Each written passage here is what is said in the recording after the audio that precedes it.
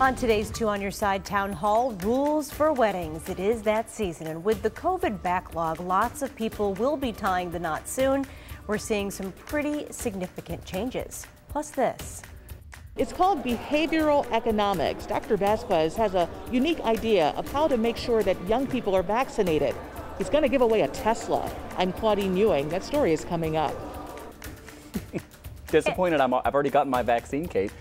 Also, what parents should keep in mind as we could be just days away from the FDA approving the Pfizer vaccine for 12 to 15-year-olds.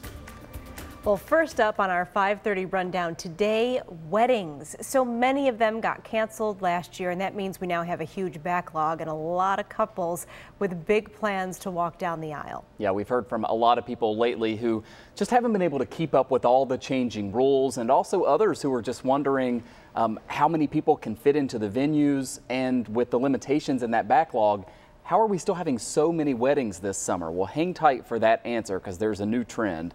First, though, what you need to know about these new rules. We just got some clarity from the state health department. Because of yesterday's changes announced by the governor regarding different businesses and venues and those limits on capacity, there are new rules for weddings, Kate. Yeah, so effective May 10th, outdoor weddings can have up to 500 people. The previous limit was 200.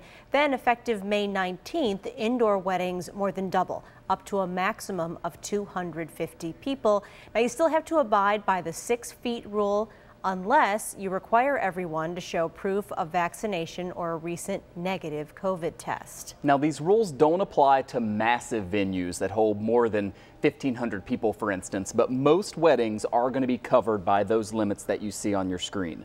Let's talk about that and a lot more with local event and wedding coordinator Karina Lopez, who joins us live right now. It is great to have you on the show. Thanks for your time. Oh, are you hearing us okay? I am. Okay, perfect. So Karina, we know that you plan weddings for a living, but we should also note that you've been planning your own as well. Like a lot of brides, you rescheduled your date. Now your wedding's just a few weeks away, so congratulations on that. But as you're navigating all of this for yourself and for your clients, we're wondering what you make of the new capacity rules and what guests should expect this summer. Starting with, are there venues or weddings that are going to be requiring proof of a vaccination or a negative test? Yeah, I mean, listen, we had to postpone from last August to this Memorial Day weekend. And as a wedding planner and a bride, we are still requiring, and as is our venue, requiring either proof of vaccination or proof of a negative PCR test 72 hours or a rapid COVID test. I do believe that that is something that only benefits weddings happening, especially if they want to increase the numbers. And I think that that's probably going to stay around for a while. But I am happy that no matter what, the numbers are increasing. Yeah, absolutely. Just a decade ago, Western New York seemed to have a limited number of wedding and event venues. And we've obviously seen a lot of new ones pop up over the past several years. But now, due to the pandemic, we just have this huge backlog. I mean, yours among them. So you have not only the people who had to postpone their weddings last summer, but add on top of that the weddings that would have happened this summer anyway. How do you deal with all of that? And I guess that's why we're seeing some of these new outdoor venues opening up because of the pandemic. Absolutely. And I think, besides new venues opening up and allowing for larger amounts and whatnot, I think that couples are opening up to the idea of having weddings on a completely different day versus a Saturday or a Friday. They might be opening up to a Thursday. Our wedding is going to be taking place on a Monday night, even though it's Memorial Day weekend. And so I think that really what has to happen is couples have to be open to new dates, and venues have to as well try to be flexible with couples. But I have seen a lot of venues opening up, and it makes me so happy that they're both indoor and outdoor. Yeah, we're wondering what you think the future is going to look like for this industry now, especially for those who are getting engaged now. They're pushing their weddings off because there is kind of this backlog. Do you really think this might stick around, these smaller weddings, even virtual weddings, the micro weddings, or is the great big wedding still, once it can come back, going to come back in full force? I mean, I may be biased, right? Because I'm a wedding planner and I'm a bride, so I want the big weddings all the time. However, I do think that smaller weddings will stick around. I think people are realizing that they can have, the 50 guest count, the 25 guest count. They can still splurge and include everything they wanted to include, but may not have been able to with a larger amount of guests within their budget. Virtual, I think, may likely stay around for the sake of elderly who do not want to travel still. But I do think eventually virtual may go away. I do think that smaller weddings will stick around, but for the most part, the very large scale weddings, they're here to stay. And I think that this is, pretty evident, right? I mean, people postponed for a reason. They want to still have the wedding that they always dreamt of having.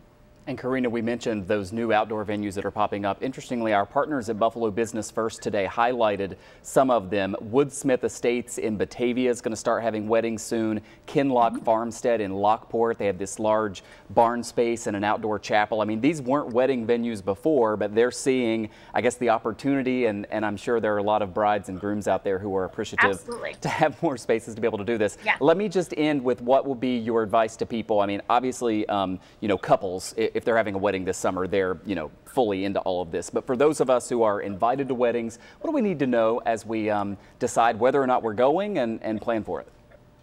Well, I think it's safe to say, like I said earlier, you're going to have to show proof of your vaccination and or negative COVID test. That is something I don't think is going to go away. And I think that's something that for sure guests and couples should keep in mind no matter what.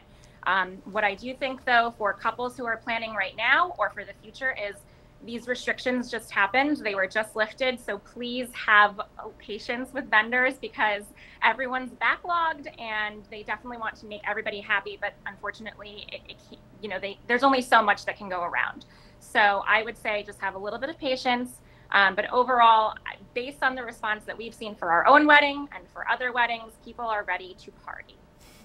We've been chatting with Karina Lopez, an event and wedding coordinator and also a bride-to-be coming up here in the next couple of weeks. Congratulations again, and thanks for joining us tonight.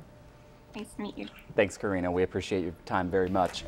So we've seen a pretty sharp drop in vaccinations over the last few weeks, along with all kinds of efforts to try to convince people to get shots. Like the state of West Virginia is giving young people savings bonds if they'll get shots. Also free beer here in Erie County. Now New Jersey is doing the same thing with the beer. But what about, Kate, a free car? Well, they're trying it here in Buffalo. Two on Your Side's Claudine Ewing shows us how it works and why they're doing it. Someone is going to win a brand new Tesla. Pop-up vaccine clinics like this one at Hutch Tech, primarily for young people, are put on by Dr. Raul Vasquez. The car is an incentive. The millennials are really funny kids, and the next generation. So they're into Tesla, they're into new ways and all this high tech. So I was hoping that maybe that would trigger them. Once you have both shots, you'll get a ticket for a raffle. You come in as a parent, you get the shot, you get a ticket. You bring your kids, they get a ticket. Your odds go up for something like a car. I think we have to try whatever possible because this hesitancy is really bad. Here are pictures of a 2021 Tesla Model 3 that will be raffled off in about 4 months. We got to do what it takes to get our young ones vaccinated. A lot of us are frightened for several different reasons, like when you think about what happened previously years ago, but now understanding that the technology is up to date, we have people who have been experienced in this area, and it is definitely something that's going to help our community. He's in his 20s. The 20 to 40-year-olds are going to be the ones that get hit the hardest. It appears this vaccination pop-up clinic inside of Hutch Tech is really working because there are a lot of young people here, including this young man. He's 17, so we won't show his face, but he's ready to get the shot in the arm. One teen needed encouragement, but she made it through. This is our ticket to normalcy, to get the vaccine. The vaccine is safe. The vaccine works. We are seeing really good results in the vaccine. We are in the middle of a spike of COVID in Buffalo, but the numbers are coming down because we're vaccinating more people every day. I'm a strong advocate for the vaccine. I believe that it will save lives and keep our community safe in the long run, so I think it's beneficial for everyone. And he could win a Tesla. Claudine Ewing, Channel 2 News. little incentive never hurts, right? It was great. Obviously, it's a very cool idea. It's unique. It's, you know, that they're trying everything but the kitchen sink, right? But great to hear from those young people who are taking the vaccine on why they're choosing to do it. Well, and it helped to like put a little more education out there. This was the thing that it took to learn a little bit more about it and hopefully make the community safer at the same time. So it's good stuff.